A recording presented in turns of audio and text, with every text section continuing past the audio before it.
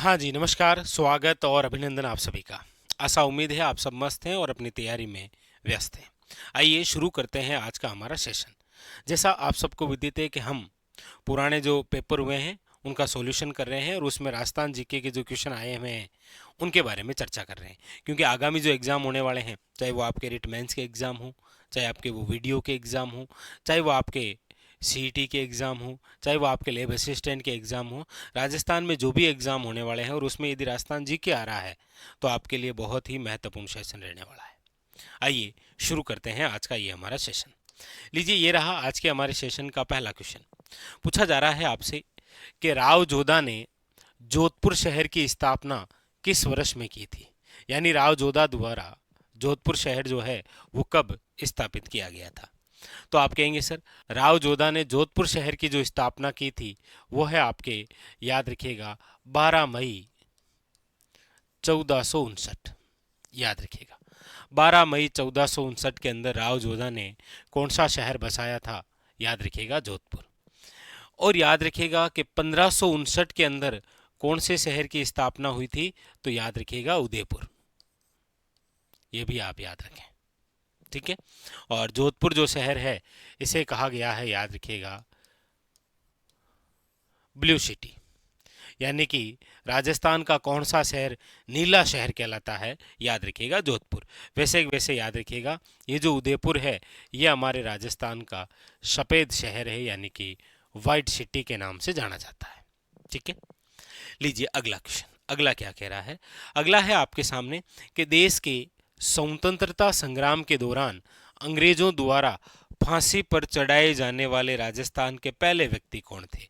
तो आप कहेंगे सर, हमारे राजस्थान के पहले व्यक्ति जिनको 1857 क्रांति के तहत अंग्रेजों द्वारा फांसी पर चढ़ाया गया उसे कहा जाता है राजस्थान का मंगल पांडे।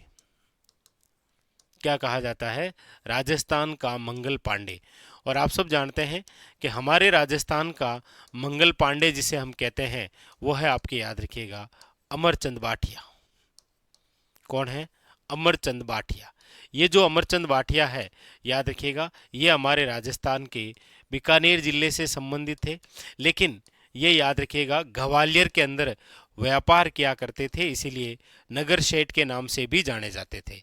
इन्होंने, यानी अमरचंद जो बाठिया हैं, इन्होंने तांत्या टोपे और रानी लक्ष्मीबाई जो है, रानी लक्ष्मीबाई, इनकी आर्थिक सहायता की थी। अंग्रेजों को इस बात की भनक लग गई थी, इस बाठिया को ग्वालियर के सराफा बाजार में एक पेड़ से लटका दिया कि क्रांतिकारियों की सहायता कर रहे हैं। तो अमरचंद बाठिया द्वारा 1857 क्रांति के तहत तांत्या टोपे और याद रखिएगा रानी लक्ष्मीबाई की आर्थिक सहायता की गई। यह हमारे राजस्थान के बीकानेर जिले से संबंधित है। और हमारे राजस्थान में पहले व्यक्ति जो 1857 क्रांति के तहत फांसी पर चढ़ाए गए थे, अमरचंद बाठिया। यानी कि ऑप्शन नंबर जो है वो क्या है, याद रखिएगा, सी इज ए करेक्ट आंसर, ठीक है, अमरचंद बाठिया। आगे अगला क्वेश्चन। अगले क्वेश्चन के बारे में हम चर्चा करते हैं। तो लीजिए, अगला क्वेश्चन है आपके सामने।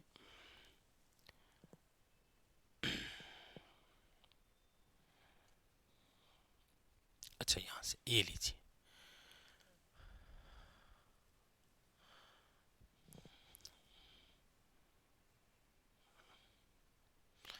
लीजिए, अगला क्वेश्चन है आपके सामने। कपिल मुनि जो मेला है राजस्थान के किस क्षेत्र में लगता है। कपिल मुनि जो मेला है ये राजस्थान के कौन से क्षेत्र में लगता है। आप कहेंगे सर, कपिल मुनि कोलायत, चाकसू, चंदनपुर या फिर नवलगढ़। आप कहेंगे सर, कपिल मुनि, इनका जो मेला है वो भरता है आपके, याद रखिएगा, कोलायत। और कोलायत जो है वो आपके कहाँ पर है, बीकानेर के अंदर। याद रखिएगा, कोलायत झील, बीकानेर। लेकिन याद रखिएगा, एक क्वेश्चन ये भी आता है कि राजस्थान के अंदर जो कायलाना झील है वो आपके कहाँ पर है। तो याद रखिएगा, कायलाना झील आती है आपके जोधपुर में। कोलायत बीकानेर में है और कायलाना झील आपके कहाँ पर है, जोधपुर के अंदर। तो कपिल मुनि का जो मेला है वो कोलायत। और आप सब जानते हैं कि कोलायत जो झील है याद रखिएगा यहाँ पर दीपदान होता है। क्या होता है? दीपदान होता है। हमारे राजस्थान की 3 जिले हैं जहां पर दीपदान होता है, कोलायत, पुष्कर और चंद्रभागा। याद रखना आप, ठीक है। ऑप्शन नंबर हो जाएगा ए इज ए करेक्ट आंसर।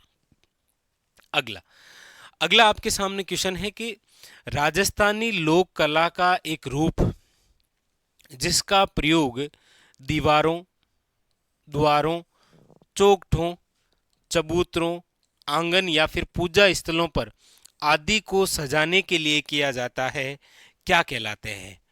फड़ कहलाते हैं, मांडना कहलाते हैं, पाने कहलाते हैं या कावड़ कहलाते हैं? आप कहेंगे सर इनमें जो पहला ऑप्शन दे रखा है वो तो है फड़। फड़ को आप कहते हैं पट चित्रण, यानी कि किसी भी ऐतिहासिक घटना, महापुरुष, लोक देवी देवता का जो जीवन है वो चित्रों के माध्यम से दर्शाना क्या है? फड़। और हमारे राजस्थान में ये जो फड़ कला है ये कहाँ की प्रसिद्ध है?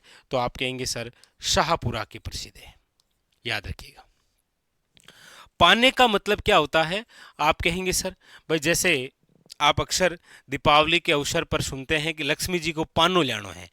पाने का मतलब होता है यहाँ पर कागज पर देवी देवताओं का चित्रण। कागज पर देवी देवताओं का जो चित्रण होता है उसे आप क्या बोलते हैं? याद रखिएगा पाने। ठीक है। डी ऑप्शन में दे रखा है कावड़। आप कहेंगे सर हमारे राजस्थान में एक कला प्रसिद्ध है जिसका नाम है काष्ठ कला। काष्ठ कला बस्सी चित्तौड़गढ़ की और जेठाना डूंगरपुर की प्रसिद्ध है। यहाँ पर है कावड़। कावड़ शब्द आया है तो हम 2 शब्दों के बारे में चर्चा करेंगे, एक तो कावड़ और एक है आपके सामने याद रखिएगा बेवाण कला। देखिए कावड़ और बेवाण कला दोनों ही बड़े महत्वपूर्ण हैं। कई बार विद्यार्थियों में कंफ्यूजन हो जाता है कि चलता फिरता मंदिर कौन सा है और देव विमान कौन सा है। तो देखिए कावड़ जो है वो तो है आपके चलता फिरता मंदिर, काष्ठ से निर्मित, जिसमें बहुत सारे कपाट यानी कि द्वार लगे होते हैं। चलता फिरता क्या है? मंदिर। बेवाण जो कला है वो है आपके याद रखिएगा देव विमान, यानी कि जल जूलने के अवसर पर आप अक्सर देखते हैं कि जो ठाकुर जी है उनको इस विमान पर बैठाया जाता है और नज़दीकी झील, तालाब या नाडी में स्नान करवाने ले जाते हैं। तो बेवाण तो है देव विमान, कावड़ है चलता फिरता मंदिर, पाने कागज पर देवी देवताओं का चित्रण, यह है आपके पट चित्र। यहां पर जो पूछा गया है उसका राइट आंसर है option number B is a correct answer. आपने अक्सर देखा होगा ग्रामीण क्षेत्रों के अंदर जो कच्चा आंगन होता है उन पर रंगोली जो बनाई जाती है उसे आप कहते हैं मांडना।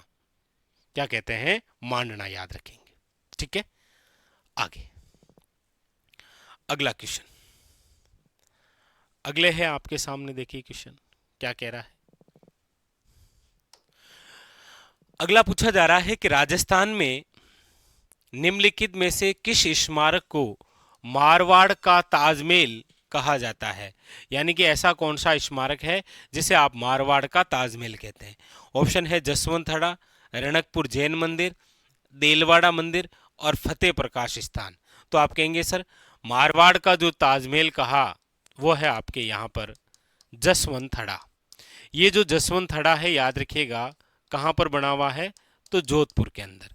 क्वेश्चन आता है कि जसवंतथड़ा जो है वो किसके द्वारा बनाया गया है? तो याद रखिएगा जोधपुर के शासक महाराजा सरदार सिंह द्वारा। लेकिन पूछा जाए किन की याद में, तो याद रखिएगा हमारे राजस्थान में जो ताजमहल है वो एक बेटे ने अपने पिता की याद में बनाया है, यानी कि जसवंत सिंह सेकंड की याद में। याद रखिएगा जसवंत सिंह सेकंड की याद में, वेरी वेरी इंपॉर्टेंट। ये है आपके मारवाड़ का ताजमहल। पूछा जाए आपको कि निम्न में से कांठल का ताजमहल किसे कहते हैं? कौन सा? कांठल का ताजमहल किसे कहते हैं? तो याद रखिएगा वो है आपके काका जी की दरगाह। काका जी की जो दरगाह है उसे आप क्या कहते हैं?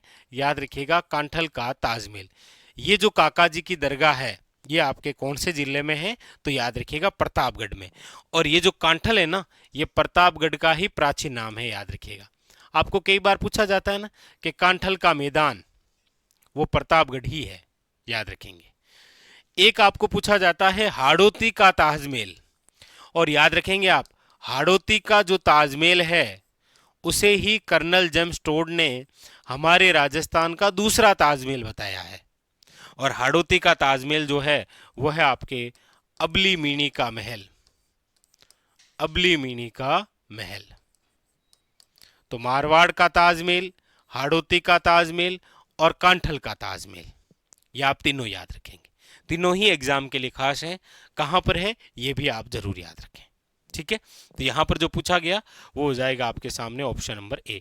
पूछने में ऐसे भी पूछ लेगा, मारवाड़ का जो ताजमहल है जसवंतड़ा निम्न में से किस किले के पास है, तो याद रखिएगा मेहरानगढ़ किले के पास।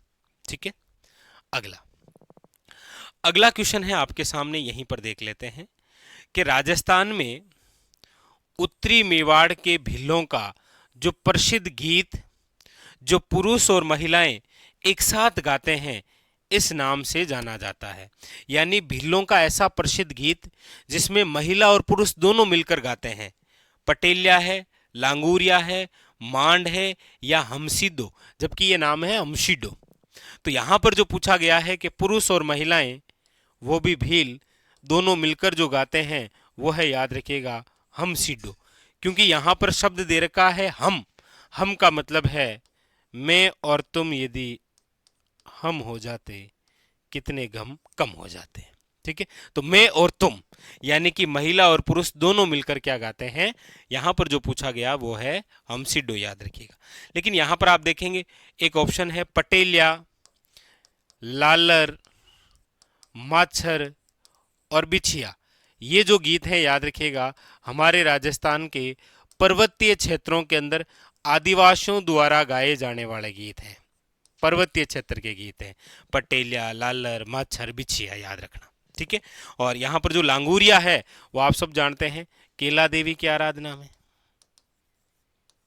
किसकी आराधना में है, केला देवी की आराधना में। कौन सा है, याद रखिएगा लांगूरिया। ठीक है, आगे बढ़े। अगला क्वेश्चन, अगला है आपके सामने, लीजिए।